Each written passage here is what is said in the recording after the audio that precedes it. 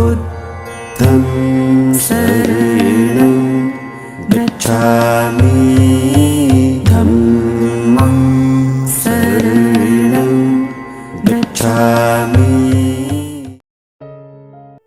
स्वागत है आप सभी का एक बार फिर से मेरे चैनल द बुद्धा ब्रेन में। दोस्तों, जैसा कि आप सभी जानते हैं, जो शीर्षक लेकर मैं आपके सामने प्रस्तुत हुआ हूँ, उस शीर्षक को मैंने लिया है भगवान बुद्ध और उनका धम्म ग्रंथ से। और इस समय हम जान रहे हैं कि भगवान बुद्ध के जो विरोधी थे, जो उनका विरोध करते थे, भगवान बुद्ध को पसंद नहीं करते थे, वे लोग भगवान बुद्ध पे कौन कौन से दोषारोपण लगा रहे थे। पिछले वीडियो में हमने देखा कि जो भगवान बुद्ध के विरोधी थे, उन्होंने भगवान बुद्ध को जादूगर होने का दोषारोपण लगाया कि भगवान बुद्ध एक जादूगर हैं। वे जादू और टोना करते हैं और जादू टोना करके वे लोगों को धम्म में दीक्षित करते हैं। आज की इस वीडियो में हम जानेंगे समाज पर व्यर्थ का भार होने का दोषारोपण। तो वीडियो में अंत तक बने रहिए और यदि ये वीडियो आपको पसंद आए तो वीडियो को लाइक और शेयर अवश्य करिएगा। तो आइए जानते हैं भगवान बुद्ध पर समाज पर व्यर्थ का भार होने का दोषारोपण लोग क्यों लगाते थे।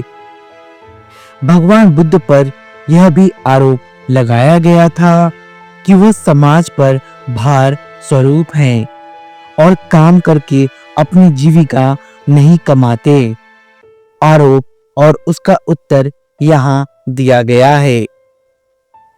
एक बार की बात है, भगवान बुद्ध मगध जनपद के दक्षिणगिरी प्रदेश में एक नाला नाम के ब्राह्मण ग्राम में रहते थे। उसी समय कृषि भारद्वाज ब्राह्मण के 500 हल खेत बोने के लिए जोते जा रहे थे। प्रवाह समय तथागत चिवर पहन तथा पात्र हाथ में ले वहां पहुंचे जहां ब्राह्मण अपना काम कराने में लगे थे और जहां थोड़ी ही देर पहले भोजन लाया गया था। वहां पहुंचकर तथागत एक ओर खड़े हो गए। भिक्षा के निमित्त तथागत को वहां खड़े देखकर ब्राह्मण बोला, श्रमण, मैं हल जोतता हूँ, बीज बोता हूँ और तब खाता हूँ। वैसे हे श्रमण, तुम्हें भी हल जोतना चाहिए, बीज बोना चाहिए, फिर खाना चाहिए। ऐसे भिखारी की तरह यहाँ खड़े होने का कोई मतलब नहीं है। क्या ये सन्यासी की तरह रूप धारण किए हो और दर दर भिक्षा मांगते हो? मेरी तरह मेहनत करो, मेरी तरह खेत जोतो, उसमें बीज बो, तब उससे जो उत्पन्न हो उसे ही प्राप्त करो। तुम तो इस समाज पर भार स्वरूप हो क्योंकि तुम कार्य करते नहीं, केवल भीख मांगते हो और भीख मांगकर अपना पेट भरते हो। जब भगवान बुद्ध ने ब्राह्मण की यह बात सुनी, भगवान बुद्ध ने बड़े ही मधुर स्वर में कहा, ब्राह्मण, मैं भी जोत बोकर ही खाता हूँ। भगवान बुद्ध ने जब ऐसा कहा तब ब्राह्मण ने कहा, मैं न कभी समर गौतम का जुआ देखता हूँ, न हल देखता हूँ, न फल देखता हूँ, न बैलों को हाँकने की पैनी देखता हूँ और न बैलों की जोड़ी ही देखता हूँ। तब भी आपका कहना है कि आप जोत बोकर खाते हैं। आप कृषक होने का दावा करते हैं, किंतु हम आपके पास कृषि का एक भी साधन नहीं देखते।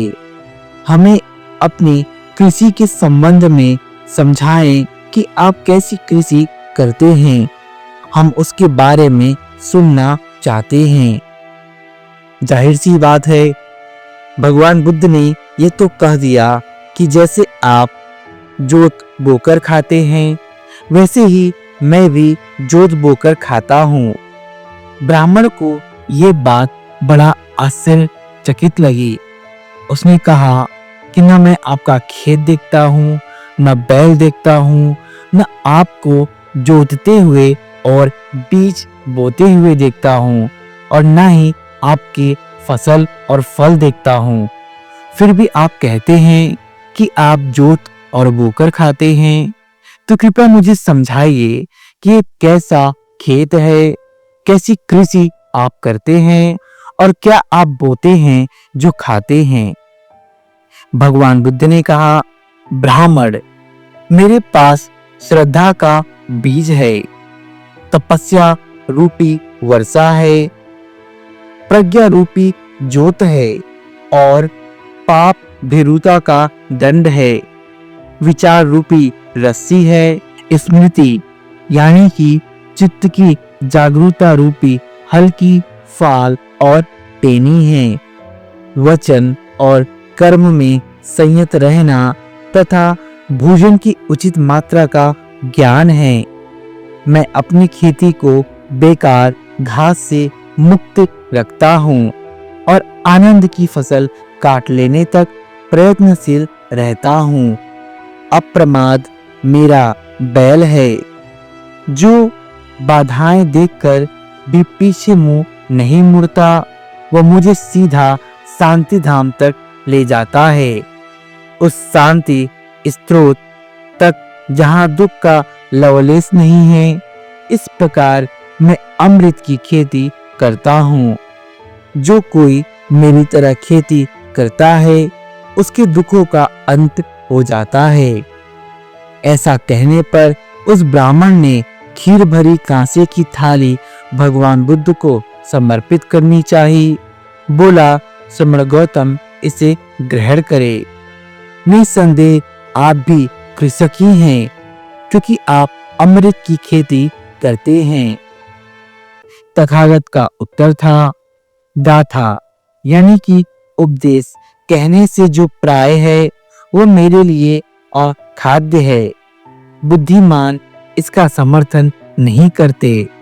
तथागत को यह सर्वथा अस्वीकृत है। जब तक यह धम्म विनय विद्यमान है, तब तक यही प्रथा बनी रहनी चाहिए। दूसरे सब ब्राह्मण हैं तो संयत हैं, जो शांत हैं, जिनका सम्यक आचरण है, जो निर्दोष है, ऐसे जो पूर्ण क्षेत्र है, तू उन्हीं को यह दे दे। तो देखिए, पहले जब भगवान बुद्ध ने उस ब्राह्मण से भिक्षा मांगी, तो ब्राह्मण ने भगवान बुद्ध को खरी खोटी सुना दी कि आप तो भिखमंगे हैं, भीख मांगकर खाते हैं, हमारे जैसा मेहनत करिए, बीज बोइए, उससे जो फसल प्राप्त हो तब खाइए। तो भगवान बुद्ध ने ब्राह्मण को समझाया कि देखो, मैं भी जोत और बोकर ही खाता हूँ, लेकिन मैं जो खेती करता हूँ वो अमृत की खेती है। क्योंकि भगवान बुद्ध जिसकी खेती करते हैं वह धम्म की खेती है, और उसका जो फल है उसका उपभोग केवल तथागत ही नहीं, बल्कि पूरा मानव समाज करता है, पूरी मानव जाति करती है। क्योंकि भगवान बुद्ध ने जो धम्म, जो विनय हमें दिए हैं, जो दुख मुक्ति का मार्ग हमें दिखाया है, उसको ग्रहण करके हम दुख मुक्ति की मार्ग को चल सकते हैं और जीवन में आनंद और शांति को प्राप्त कर सकते हैं। इसीलिए भगवान बुद्ध का जो खेती है वो पूरे मानव समाज के लिए है। जब ब्राह्मण ने यह बात सुनी, ब्राह्मण श्रद्धा स्वरूप भगवान बुद्ध को खीर अर्पित करता है, लेकिन भगवान बुद्ध ने उसकी खीर को स्वीकार नहीं किया। उन्होंने कहा कि गाथा यानी कि उपदेश देने के पहले हम दान ग्रहण करते हैं, लेकिन उपदेश देने के बाद हम दान ग्रहण नहीं करते। यह बौद्धों की एक विनय शैली है कि बौद्ध भिक्षुक पहले भिक्षा ग्रहण करते हैं, उसके बाद धम्म का दान करते हैं, यानी कि धम्म उपदेश करते हैं। लेकिन यदि उन्होंने धम्म उपदेश पहले ही दे दिया हो और आप उन्हें बाद में भिक्षा दे तो वो उन्हें स्वीकार नहीं करते हैं। यह बात जब ब्राह्मण ने सुनी तब ब्राह्मण तथागत के चरणों में सिर रखकर कहने लगा, अद्भुत है श्रमण गौतम, अद्भुत है, सर्वथा अद्भुत है। जैसे कोई आदमी गिरे को उठा दे या छिपे को उधार दे या मार्ग भ्रष्ट को रास्ता दिखा दे या अंधेरे में प्रदीप जला दे ताकि आंख वाला चारों ओर की चीजें देख सके। इसी प्रकार तथागत ने नाना प्रकार से अपना धम्म स्पष्ट कर दिया है। मैं बुद्ध धम्म तथा संघ की शरण ग्रहण करता हूँ। मुझे आपके हाथों प्रवज्जा मिले, मुझे आपके हाथों उपसंपदा मिले। इस प्रकार कृषि भारद्वाज ब्राह्मण ने भी प्रवज्जा तथा उपसंपदा ग्रहण की और वो भगवान बुद्ध का अनुयायी हो गया। तो देखिए, जितने भी लोग भगवान बुद्ध से मिलते थे, उनके उपदेशों को सुनते थे, उनके धम्म के बारे में जानते थे, तो फिर वह बुद्ध के होके ही रह जाते थे। पहले तो इस ब्राह्मण ने भगवान बुद्ध की निंदा करी, लेकिन जब भगवान बुद्ध के वचनों को सुना तो कृषि भारद्वाज भी भगवान बुद्ध के संघ में दीक्षित हो गया और भगवान बुद्ध की शरण चला गया। तो मैं आशा करता हूँ कि आपको भी ये वीडियो पसंद आई होगी। यदि आपको ये वीडियो पसंद आई तो कृपया वीडियो को लाइक करें, मेरे चैनल को सब्सक्राइब करें तथा ज़्यादा से ज़्यादा इस वीडियो को शेयर करें। मेरे साथ मेरे चैनल द बुद्धा ब्रेन में बने रहने के लिए धन्यवाद।